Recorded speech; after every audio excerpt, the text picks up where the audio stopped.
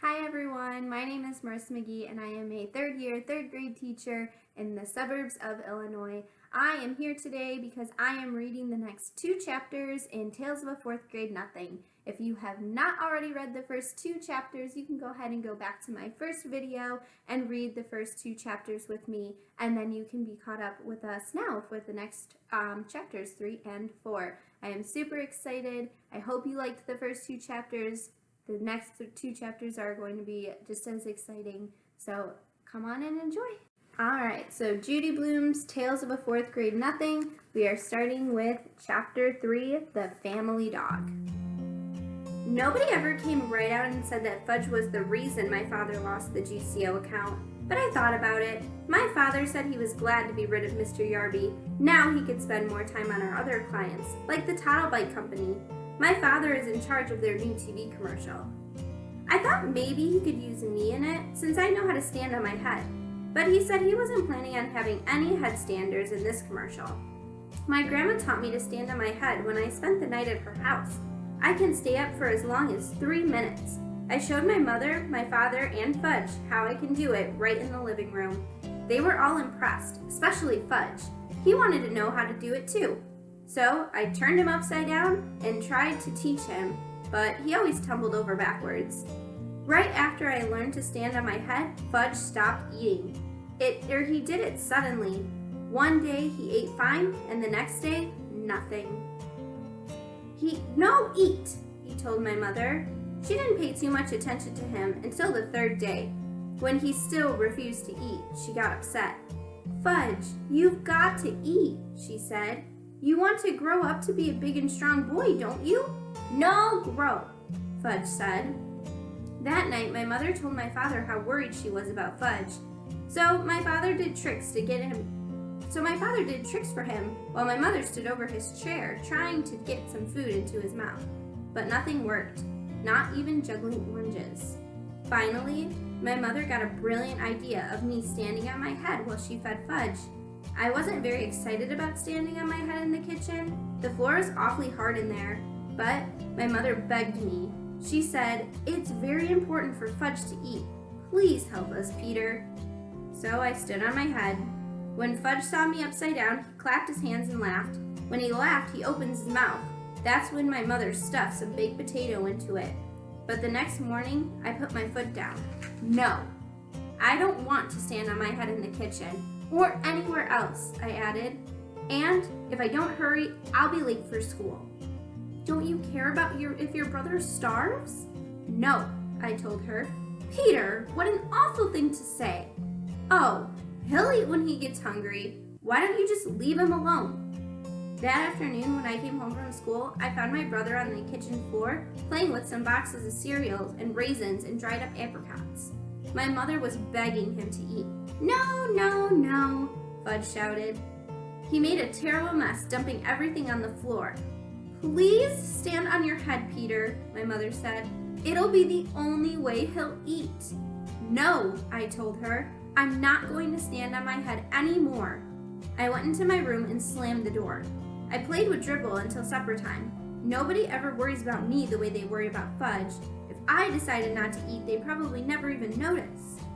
That night during dinner, Fudge hid under the kitchen table. He said, "I'm a doggy. Woof, woof, woof." It was hard to eat with him under the table, pulling on my leg. I waited for my father to say something, but he didn't. Finally, my mother jumped up. I know, she said.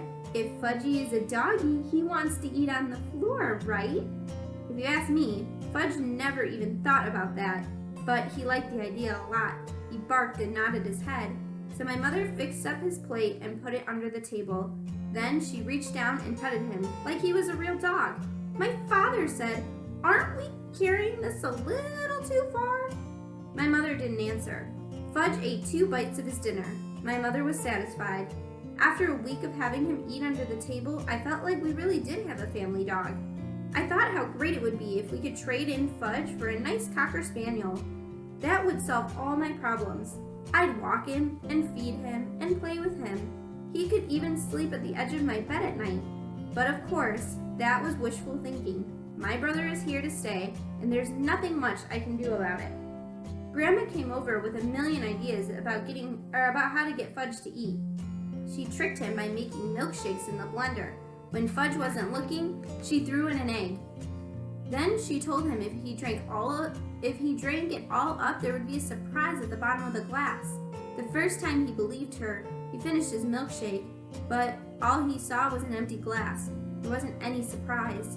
Fudge got so mad he threw the glass down. It smashed into little pieces. After that, Grandma left. The next day, my mother dragged Fudge to Dr. Cohn's office. He told her to leave him alone, that Fudge would eat when he got hungry. I reminded my mother that I told her the same thing, and for free. But I guess my mother didn't believe either one of us because she took Fudge to see 3 more doctors. None of them could find a thing wrong with my brother. One doctor even suggested that my mother cook Fudge's favorite food. So that night, my mother broiled some lamb chops just for Fudge. The rest of us ate stew. She served him 2 little lamb chops on his plate under the table. Just the smell of them was enough to make my stomach growl. I thought it was mean of my mother to make them for Fudge and not for me. Fudge looked at his lamb chops for a few minutes. Then he pushed his plate away. "No," he said, "no chops."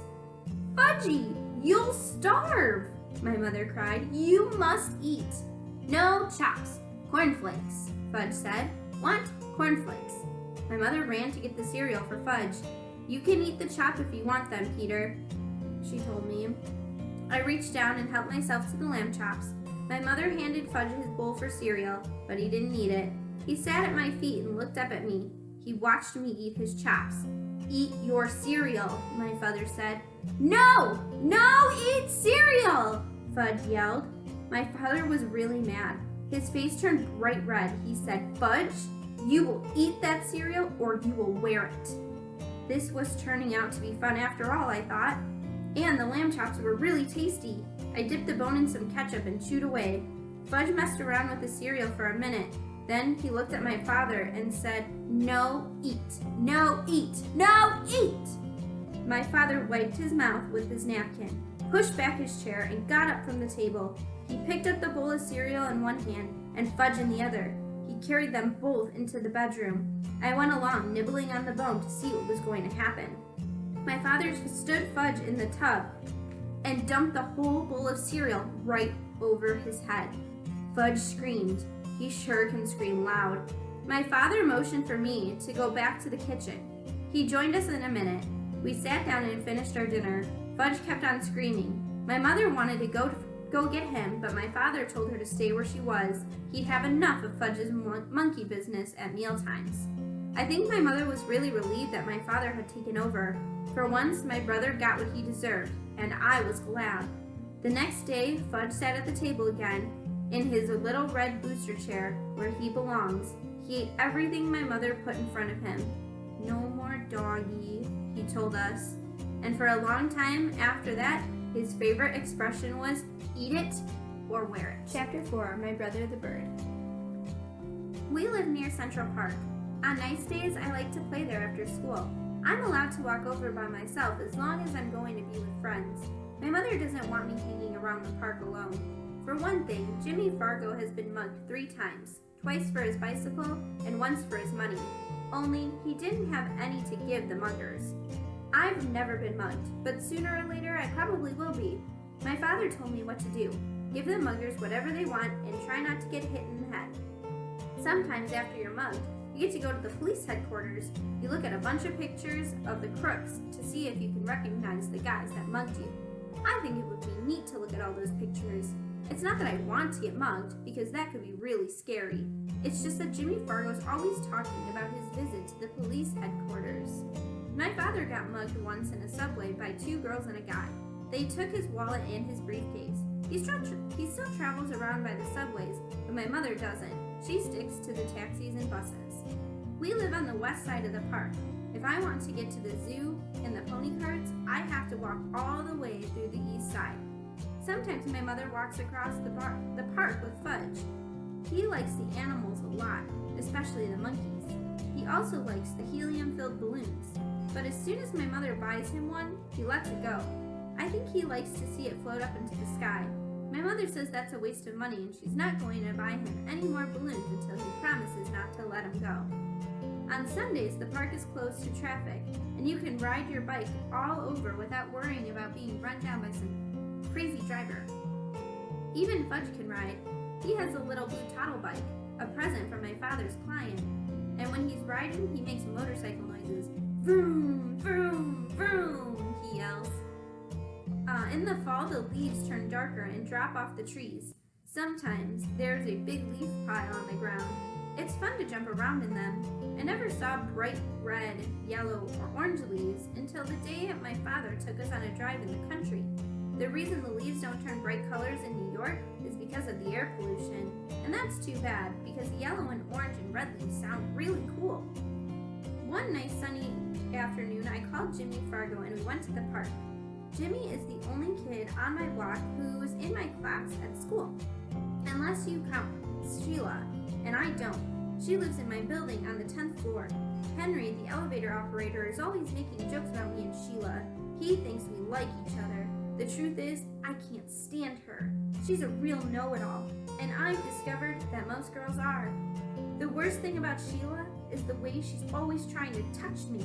And when she does, she yells, "Peter's got cooties, Peter's got cooties." I don't believe in cooties anymore. When I was in 2nd grade, I used to examine myself to see if I had them, but I never found any. By 4th grade, most kids give up on cooties, but not Sheila.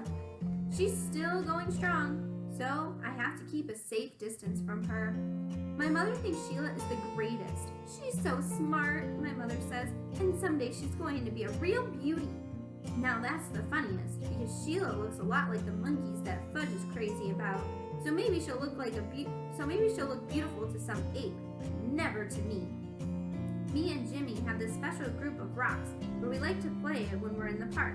We play secret agent up there. Jimmy can imitate all kinds of foreign accents, probably because his father is a part-time actor. When he's not acting, he teaches a class at the city college. Today, when we got to our rock, who should be perched up there but Sheila? She was pretending to read a book, but I think she was just waiting for me and Jimmy to find out what we'd do when we found her in our own personal rocks. "Hey Sheila," I said, "those are our rocks." "Says who?" she said. "Come on, Sheila," Jimmy said, climbing up. "You know me and Peter hang out here." "Too bad for you," Sheila said.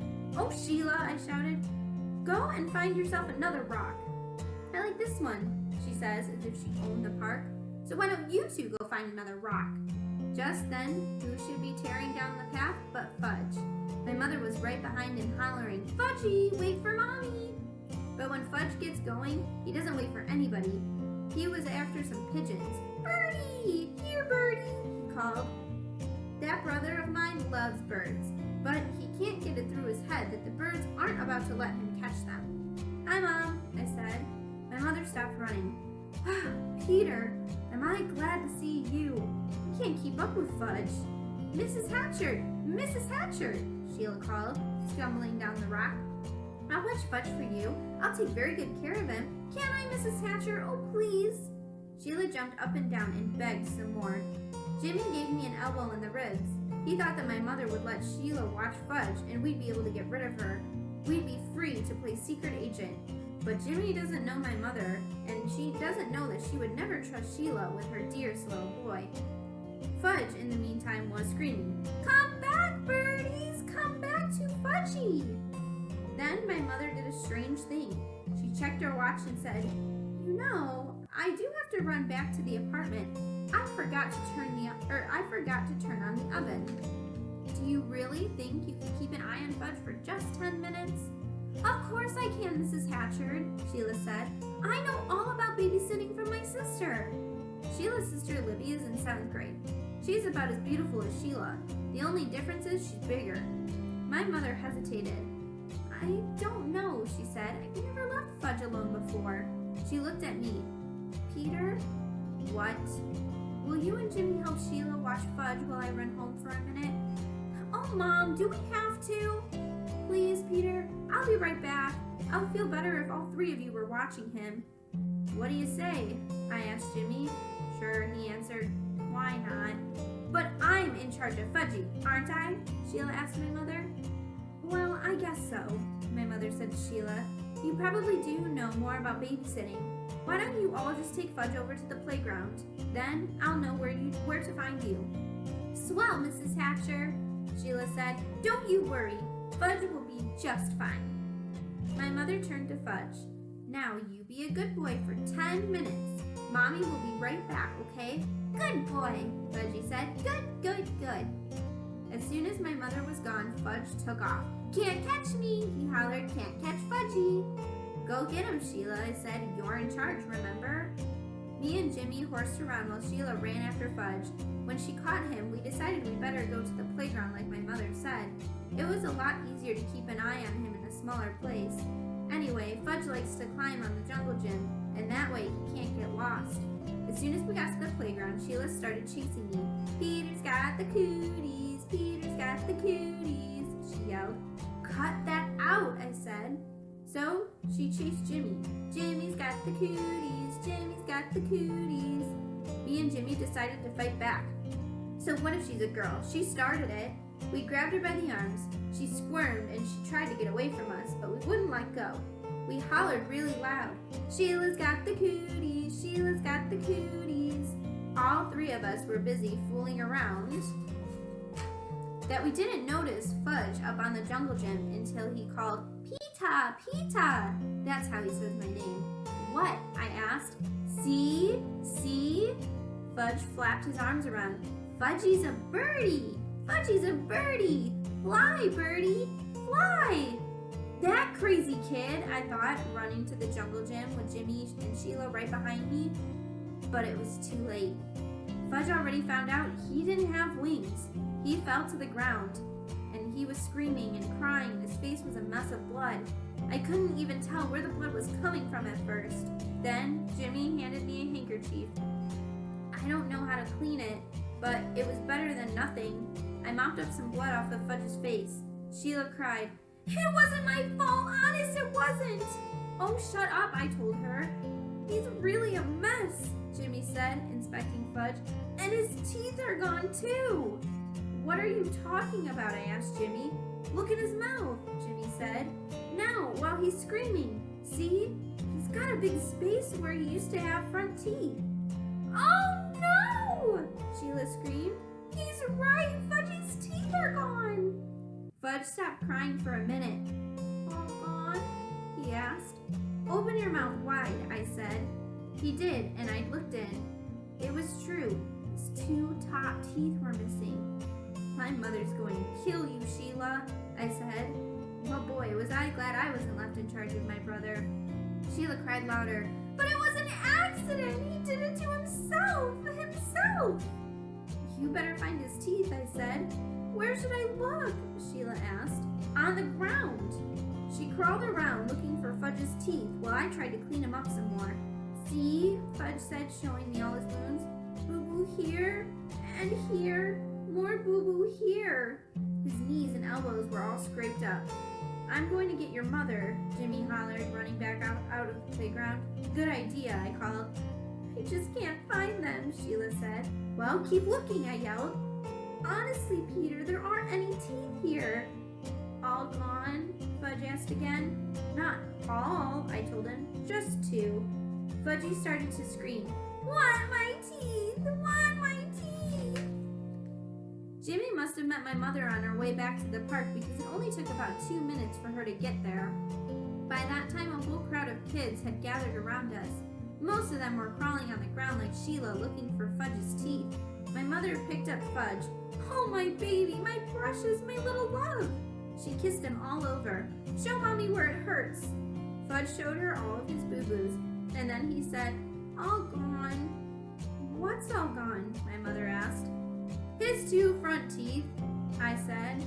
Oh no, my mother cried. You poor little thing, my poor baby, my angel. Sheila sniffed and said, I just can't find them, Mrs. Hatcher. I've looked everywhere, but Fudgy's teeth are gone. He must have swallowed them, my mother said, looking into Fudge's mouth. Oh, Mrs. Hatcher, how awful! I'm sorry. I'm really very sorry, Sheila cried. What will happen to him? He'll be all right, Sheila, my mother said. I'm sure it was an accident. Nobody's blaming you. Sheila started bawling again. My mother said, "Let's go home now." I thought my mother was being pretty easy on Sheila. After all, she was left in charge. When we got home, Mom washed Fudge's cuts and scrapes with peroxide. Then she called Dr. Cone. He told her to take Fudge to our dentist. So my mother called Dr. Brown's office and made an appointment for the next day. When that was done, she gave Fudge some socks to play with. I went into the kitchen to have a glass of juice.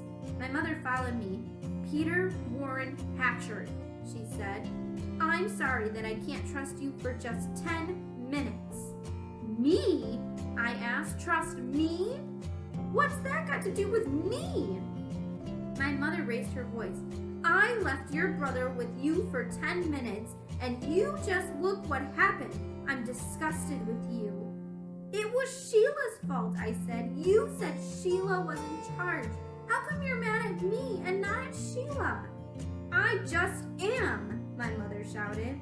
I ran to my room and slammed the door. I watched Dribble walk around on his favorite rock.